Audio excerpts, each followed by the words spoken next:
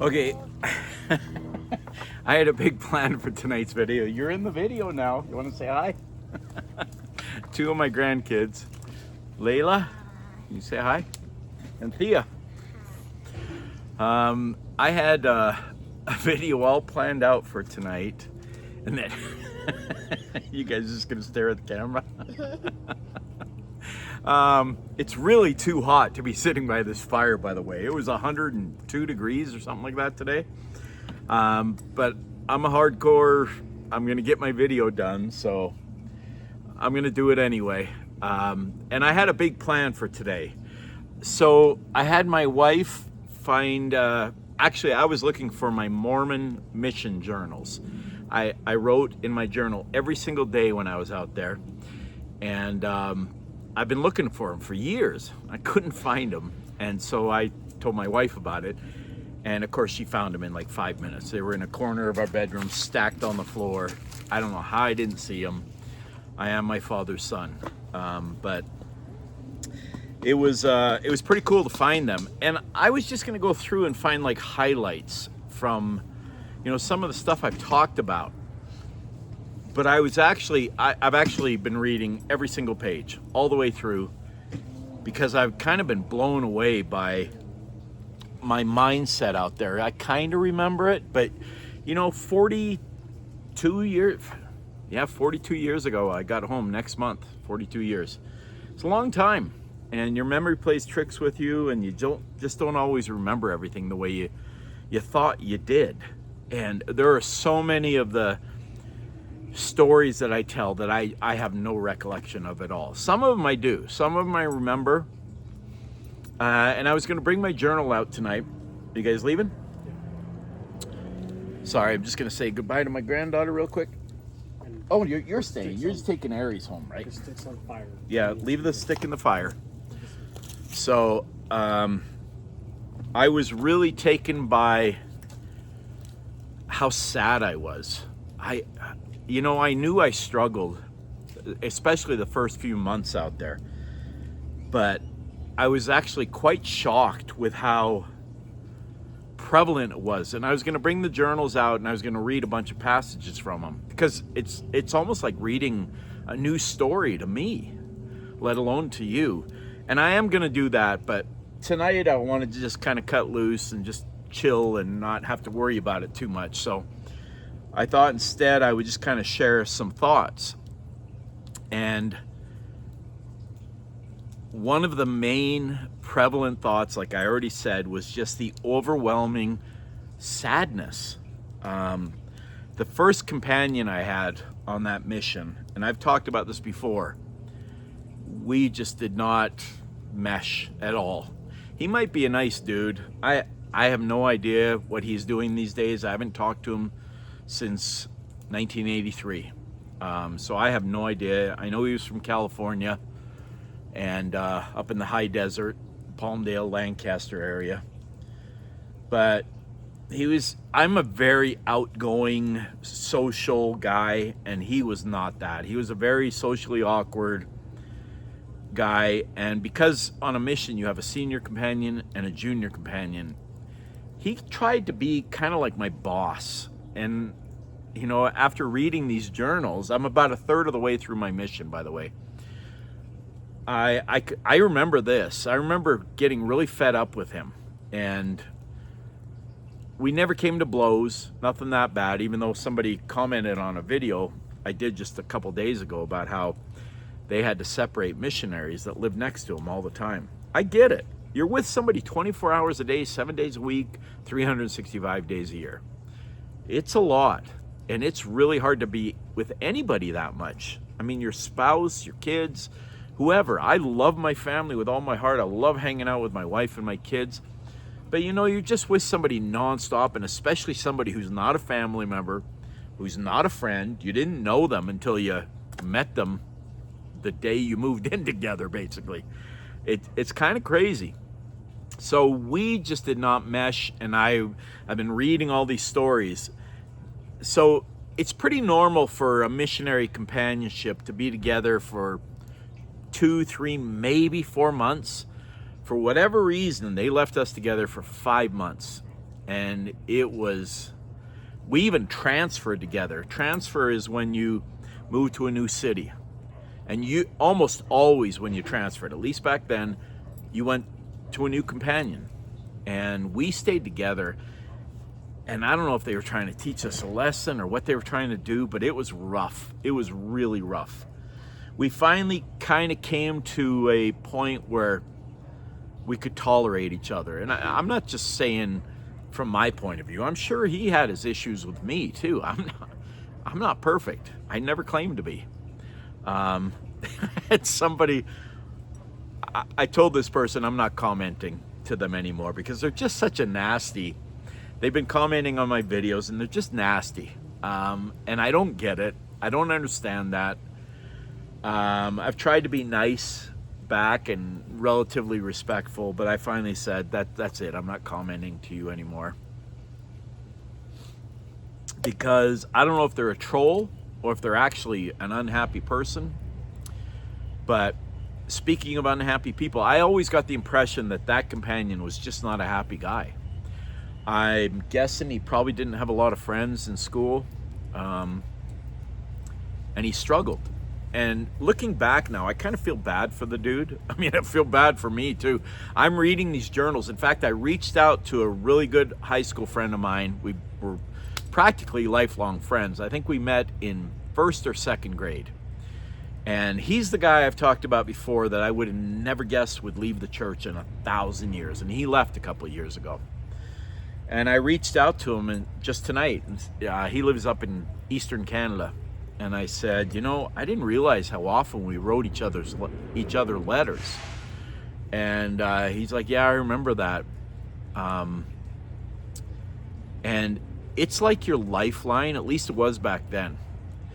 It was, I'm reading these journals and I can't believe how much I was looking forward to letters, especially from the girl I was dating right before I went on a mission, who I ended up dating again when I got home. We got engaged. It was a whole thing. It dragged on forever. She's a beautiful person. It was a mess. But she just didn't write me a whole lot. And I really looked forward to those letters. When I would get one from her, and I remember getting a picture from her, it didn't make my day. It made my month. And those letters were just like a lifeline back to reality. One of the things I noticed, I've been highlighting these pages because I actually want to do a kind of lengthy video, kind of going through these things and dissecting it, because I think a lot of you can probably relate. If you're not LDS or didn't grow up LDS, I still think you can probably relate to just the human side of it and the struggle. It was such a struggle. I wrote once or twice a week. I don't know why I'm here. I don't know if I believe this. What am I doing here? We're doing nothing. I mean, we literally just went and knocked on doors all day long for hours, 60, 70, 80 hours a week. And that's not an exaggeration. And in the beginning, I was hopeful. I was like, oh, we found somebody who seems interested in the church. I think they're going to be a member by next month. And none of these came through. There was one lady who we did baptize in those first few months. She ended up leaving the church too. Her daughter was interested. I remember her. This stuff I remember when I was reading it. And she just was always kind of wishy-washy about it anyway. I'm not quite sure why she joined.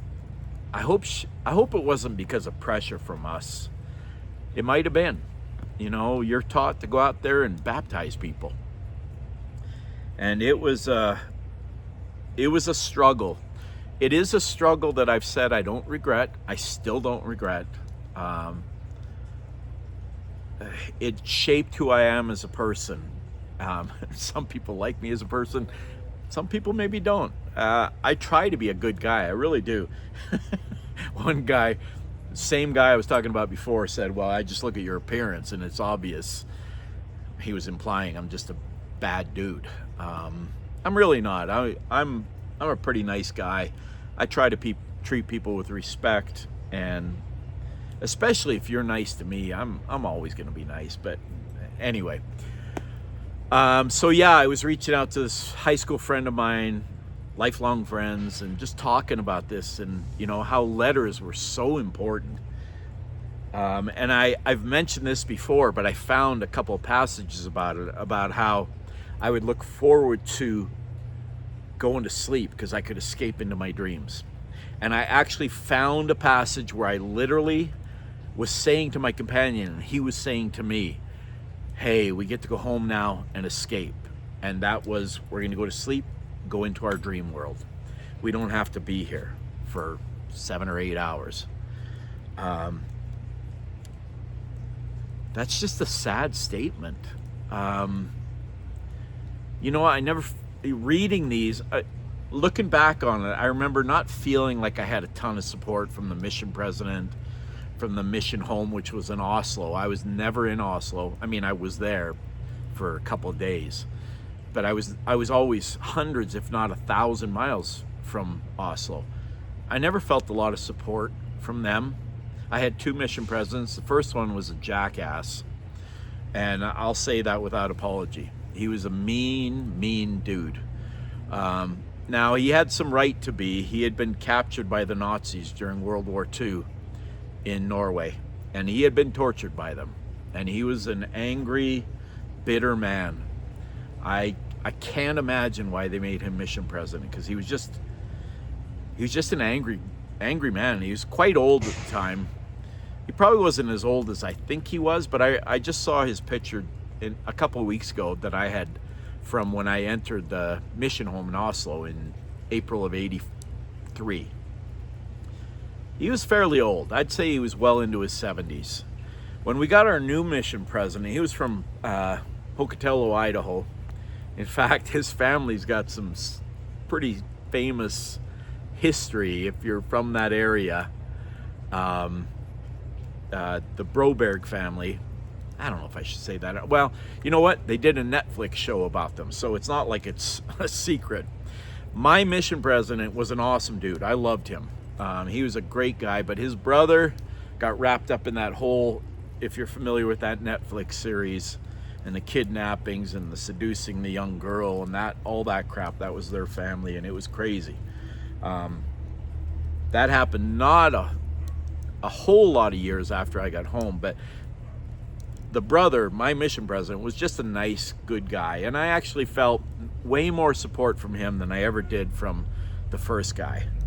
But you're really alone, especially in a country like Norway that's so big. I mean, it's only 5 million people, but Norway stretches a long way. If you took the axis of Norway at Oslo, and then it's this long, thin country, and you tipped it over, it actually reaches past Rome, where a buddy of mine was serving his mission. He was closer to my mission home than I was. It's a long, isolated country, and we felt very isolated at times. We relied heavily on the members of the Mormon church. And when I was in my first town of Bodø, which is way up north, we had between 5 and 22 people come to church every week. I just finished reading that part of my mission, and we had 22 one week, and we were like, holy cow. But then Norwegians are famous for going on holiday, and they go down to Italy and Spain and all these warm places.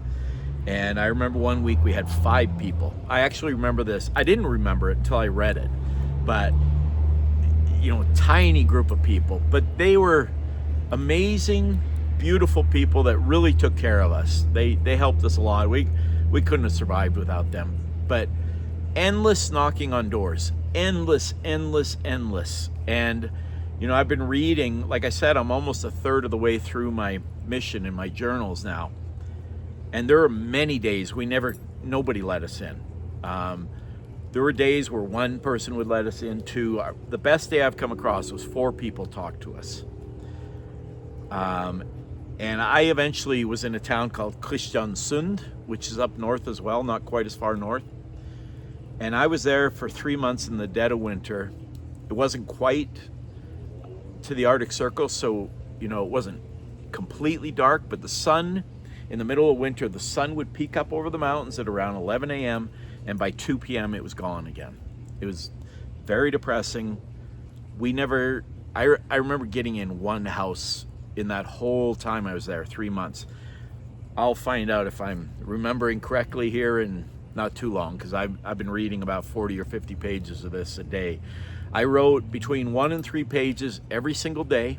So I have 2 pretty thick books that I think is over 1,000 pages. And I'm on page, I think I'm approaching page 200 right now. It's very enlightening. I'm finding it fascinating because it's almost like a new story to me. There's so much I don't remember. The human mind is an amazing thing. We are capable of so much, but when you think back on your life as a whole, you know, I've been around for 62, almost 63 years. That's what, 20,000 plus days? And we just remember little things here and there. There's so much we don't remember. I'm reading page after page after page after page, and every once in a while I'm like, oh, I kind of remember that. Oh, I do remember that. I don't remember any of this, any of this, any of this. It's kind of crazy because I keep thinking it's going to pop in the back of my head. And part of the reason is it was just so monotonous. It was the same thing every day. Go out in the rain, go knock on doors for 10, 11 hours a day, come back to the tiny apartment, go to sleep, eat some crappy food, go to sleep. I'm hoping as I read this, because I do remember some good things about my mission, but I think they come later on, because so far the first 5.5 months of the 18 months, other than the MTC, which is Missionary Training Center in Provo, that I didn't mind so much. It's kind of funny. I don't think I kept a journal while I was there. I have to go back and look at the beginning. I don't think I kept a journal until I got to Norway. And then I did it every day. It's kind of funny too, because I print a lot, but every once in a while I start handwriting. And I can barely read my own handwriting from 40 something years ago. And I'm like, why didn't you just keep printing, you idiot? Anyway, like I said, I had a whole plan for tonight, and I just decided, you know what, I'm gonna go sweat by the fire. It's still probably 92 degrees out here. I don't even know what I'm doing, but I love a campfire so much, and sitting by it and just hanging out and chilling. So again, for those of you that subscribe and comment and like and share, thank you so much. I really do appreciate it. Even those of you that don't like me and leave me nasty comments, it's still cool. I still wish happiness for you. I kind of feel like if you're just constantly leaving nasty comments, you're probably just not very happy in your life. And I hope you find happiness, so you're not just constantly chasing people to leave them rude comments. But anyway, headed off to Norway in not very long, just a few days now, and I will definitely do videos from there. So again, thank you very much. I am going to do the Mormon journal, or the Mormon mission journals. I'm going to read some passages from there, because I know there are people that watch this that have been on missions. You know, I think it was yesterday, I did that video talking about the dude's video that I watched on YouTube, and about being in Southwest Russia and the struggles he went through. And if you've been there and done that, you can really empathize with it. And so I look forward to any comments you have. I try to respond to all of them, unless you're just completely nasty. Then I'll probably just ignore you. It doesn't bother me even a little bit. I just don't care. Stuff like that used to bug me. Now I feel bad for the person that feels like they got to come on and just slam. Like somebody, same dude actually, said that my whole channel is just an anti-LDS channel. That's just not true. My parents are LDS. My brother in Salt Lake City is LDS. I have nothing but respect for them. If that's your faith, if you believe in that, let me make it as clear as I can. I hold nothing but respect for you and your beliefs. It's just not my belief anymore. And hopefully you can respect that this way too.